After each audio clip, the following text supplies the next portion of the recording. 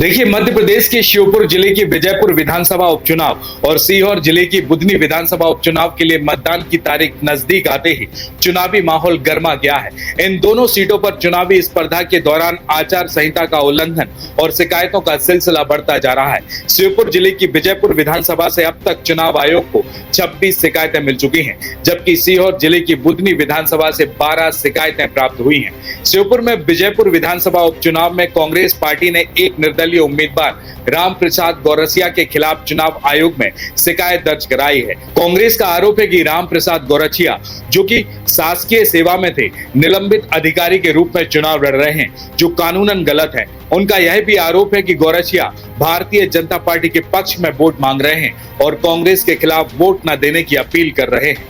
नमस्कार, मैं हूं आपके साथ में भूपेंद्र सिंह और आप रिपब्लिक सागर मीडिया के साथ में हैं। सबसे पहले हमारे चैनल को सब्सक्राइब करें and don't forget press the bell icon to get all the notification for our upcoming video. Surya multi speciality hospital, हमारा उद्देश्य आपका उत्तम स्वास्थ्य, स्वस्थ सागर और स्वस्थ भारत। अब सूर्या मल्टी स्पेशलिटी हॉस्पिटल की सर्वश्रेष्ठ टीम आपकी सेवा में 24 घंटे उपलब्ध है। निर्दलीय उम्मीदवार राम प्रसाद गौरसिया का निलंबन के बावजूद चुनाव लड़ना, इस पर कांग्रेस का कहना है कि गौरसिया शासकीय सेवा में निलंबित अधिकारी थे और विधानसभा चुनाव लड़ने के पात्र नहीं है, क्योंकि कानूनन निलंबित अधिकारी चुनाव नहीं लड़ सकते।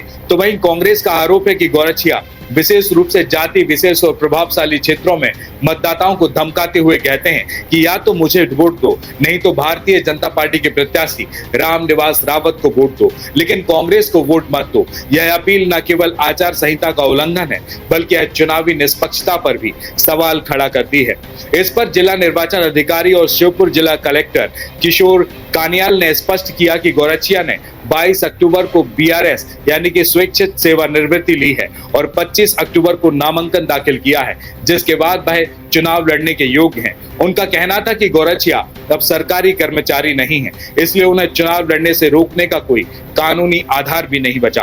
कांग्रेस ने आरोप लगाया कि श्योपुर कलेक्टर किशोर कानियाल भारतीय जनता पार्टी के पक्ष में काम कर रहे हैं। उनका कहना है कि किशोर कानियाल वन मंत्री के अधीन काम कर चुके हैं और उन्हें श्योपुर कलेक्टर बनने से पहले भारतीय जनता पार्टी के पक्ष में कार्य करने का अनुभव था।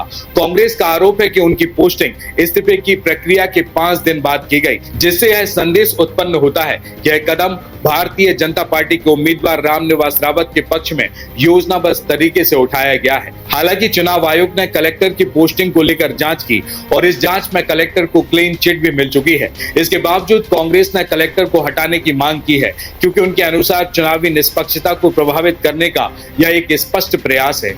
तो वहीं कांग्रेस ने बीजेपी प्रत्याशी रामनिवास रावत के रिश्तेदार राम गोपाल रावत, जो एक शिक्षक हैं, उन पर गंभीर आरोप लगाए हैं। उनका कहना है कि राम गोपाल रावत को बूथ लेवल ऑफिसर के रूप में नियुक्त किया गया है और वह भारतीय जनता पार्टी के पक्ष में मतदान के लिए मतदाताओं को प्रलोभन दे रहे हैं। कांग्रेस ने यह भी आरोप लगाया कि राम गोपाल रावत कांग्रेस समर्थक मतदाताओं को मतदाता पर्ची नहीं वितरित कर रहे हैं, जिससे चुनाव प्रक्रिया में पारदर्शिता की कमी आ रही है। इसके साथ ही कांग्रेस ने चुनाव आयोग से बीएलओ राम गोपाल को हटाने और नए बीएलओ की नियुक्ति की मांग की है। कांग्रेस ने चुनाव कार्य प्रभारी जेपी धनोपिया ने इस मामले को लेकर एक औपचारिक शिकायत भी दर्ज की थी। चुनाव आयोग ने गुना से श्योपुर जिले में तहसीलदार के पद पर नियुक्त की गई अमिता तोमर की ज्वाइनिंग पर भी रोक लगा दी है। चुनाव आयोग के अधिकारियों का कहना है कि अमिता तोमर को चुनाव के बाद ही श्योपुर जिले में ज्वाइन करने की अनुमति दी जाएगी।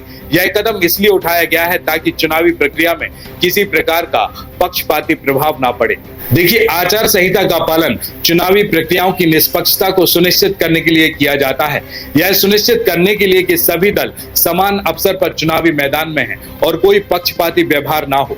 चुनाव आयोग के लिए महत्वपूर्ण है कि वह सभी आरोपों की निष्पक्षता से जांच करे। हालांकि कांग्रेस और भारतीय जनता पार्टी के बीच आरोप प्रत्यारोपों का सिलसिला जारी रहता है और यह मामला आगे भी तूल पकड़ सकता है। देखिए, विधानसभा उपचुनाव में श्योपुर और सीहोर जिले जैसे महत्वपूर्ण इलाकों में बढ़ती हुई शिकायतें और आचार संहिता का उल्लंघन चुनावी माहौल को गरमा रहा है।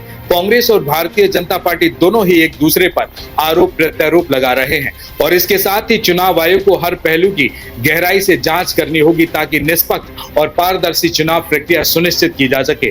खासकर निर्दलीय उम्मीदवार राम प्रसाद गौरसिया और कलेक्टर किशोर कान्याल के मुद्दों ने यह साबित कर दिया कि चुनावी राजनीति में किसी भी पार्टी के लिए अपने लाभ को लेकर नकेल कसना एक बड़ा मुद्दा बन सकता है और इसके समाधान के लिए आयोग का निष्पक्ष हस्तक्षेप जरूरी होगा। सूर्या मल्टी स्पेशलिटी हॉस्पिटल, हमारा उद्देश्य आपका उत्तम स्वास्थ्य, स्वस्थ सागर और स्वस्थ भारत। अब सूर्या मल्टी स्पेशलिटी हॉस्पिटल की सर्वश्रेष्ठ टीम आपकी सेवा में 24 घंटे उपलब्ध है।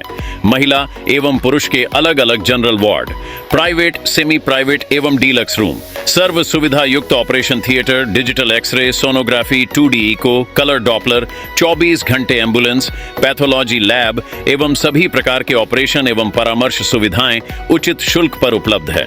तो पता याद रखिए, Surya multi speciality hospital, platform number 2 के सामने, सब्जी मंडी के बाजू में, तिलकगंज वार्ड, सागर, मध्य प्रदेश। संपर्क करें 07582 494 494। रिपब्लिक सागर मीडिया को सब्सक्राइब अवश्य करें और आप हमारी आने वाली सभी वीडियो को देखना चाहते हैं तो आपको उसके लिए घंटी जरूर दबानी पड़ेगी ताकि आपको सभी वीडियो की नोटिफिकेशन समय समय पर मिलती रहे। रिपब्लिक सागर मीडिया पर जो भी वीडियो आएगा वह सच की कसौटी पर कसकर ही आएगा।